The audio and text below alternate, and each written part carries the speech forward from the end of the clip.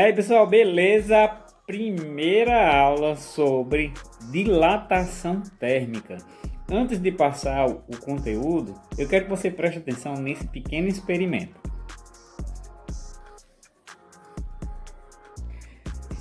Você pode ver bem direitinho, isso aqui ele é um anel, certo? Ó, vazado.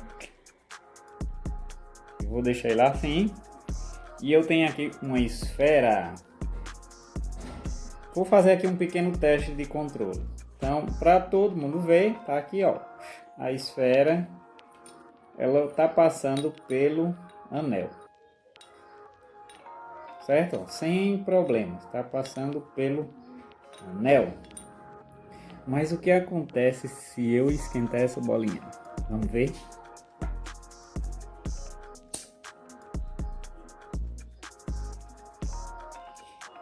Estou aquecendo a esfera. Adianta o vídeo aí, menino, vai.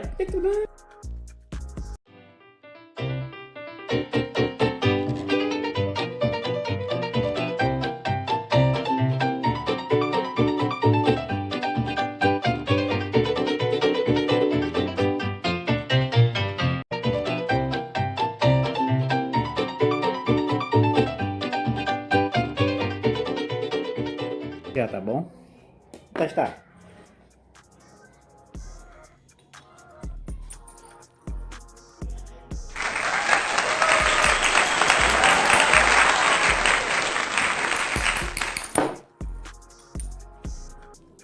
E aí pessoal, vocês viram que legal esse experimento? Esse equipamento ele se chama anel de Gravesand e ele mostra na prática como funciona a dilatação térmica. Pode olhar aqui que já esfriou e vai passar facilmente pelo anel novamente, certo? Não é bruxaria, é apenas física. O princípio por trás desse experimento se chama dilatação térmica. Uma coisa que você tem que aprender nesse conceito de dilatação térmica é que qualquer corpo, quando é aquecido, ele se dilata, certo?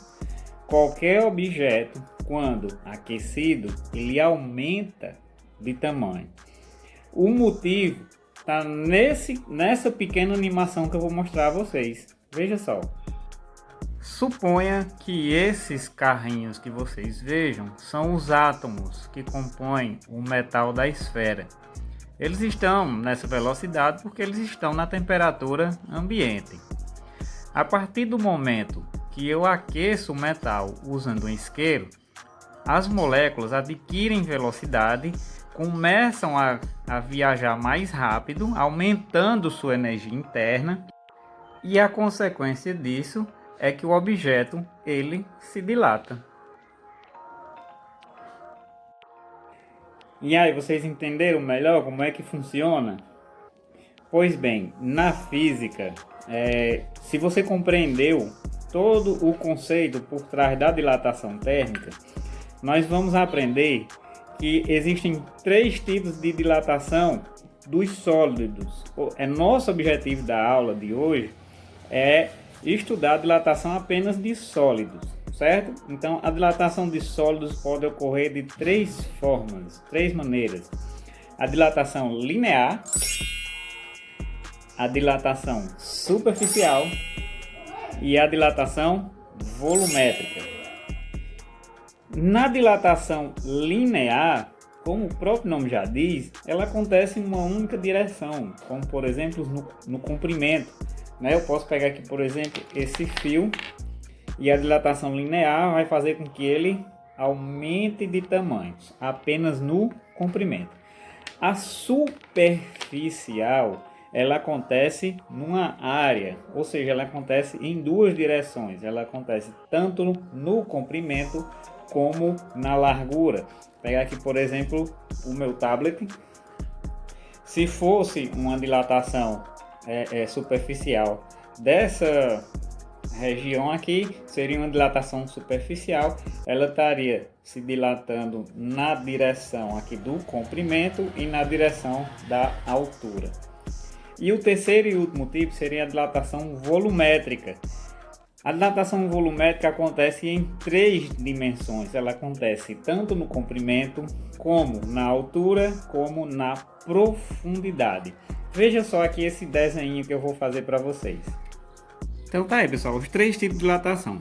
A dilatação, mais uma vez, só para reforçar, a dilatação linear acontece numa dimensão. A dilatação superficial acontece em 2 dimensões e a dilatação volumétrica acontece em 3 dimensões, certo? Pessoal, as equações, para facilitar, as 3 são as mesmas, o que vai mudar são as letrinhas. Então, se você quiser decorar, decore aí uma e o restante você dê um jeito aí de decorar também. Porque, olha só, na dilatação linear eu tenho a equação ΔL é igual a L0 vezes alfa vezes variação da temperatura. Beleza, pessoal? Então aqui, ó, o que é que significa cada letra? Aqui vai ser a variação do comprimento, variação no comprimento. Esse L0 é o comprimento inicial.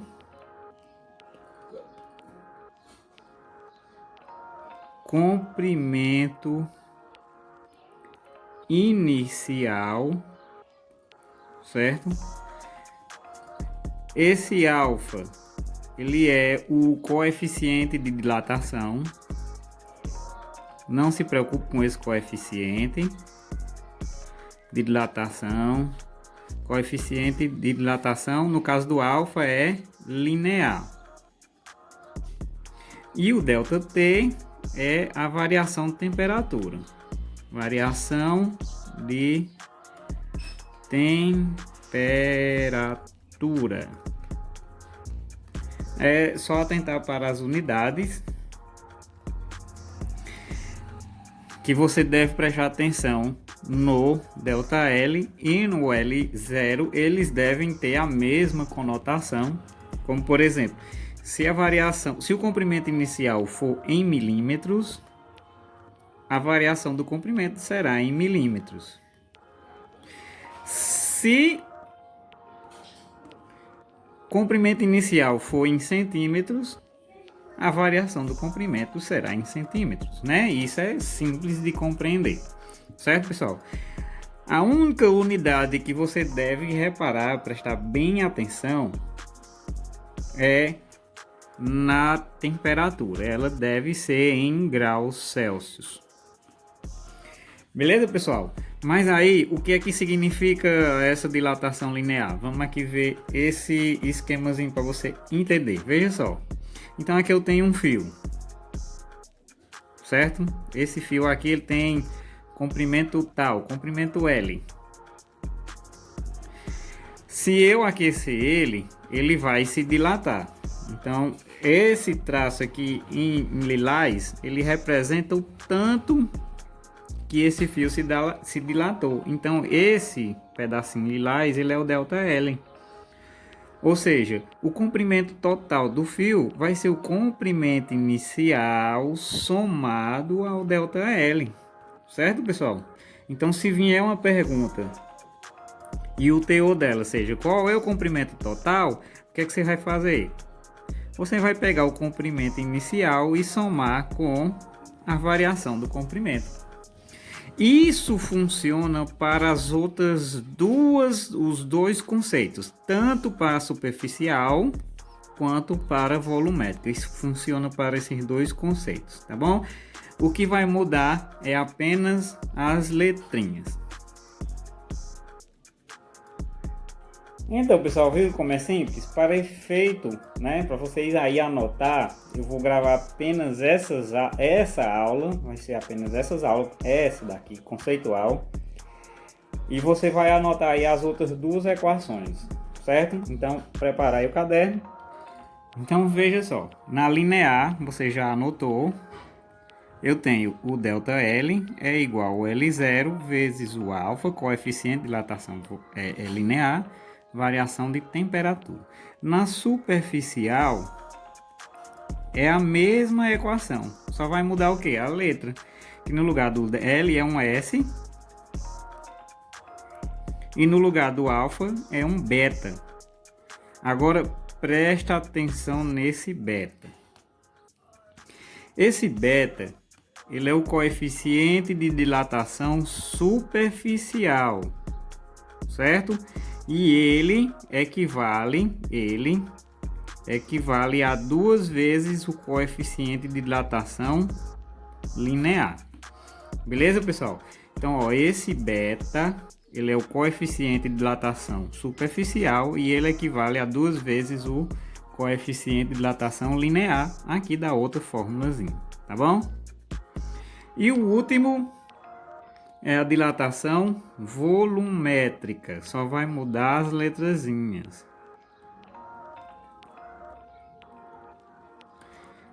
No lugar de S é V, ΔV é igual V inicial vezes gama vezes ΔT. Muita atenção nesse gama, porque ele é o coeficiente de dilatação volumétrica e ele equivale a 3 vezes o alfa, certo? O alfa lá do coeficiente de dilatação linear, certo, pessoal? Então a gente finaliza aí, você anota tudo bem direitinho, beleza? E na próxima aula eu vou estar mostrando a vocês um exemplo. E a gente finaliza por aqui. Até a próxima aula.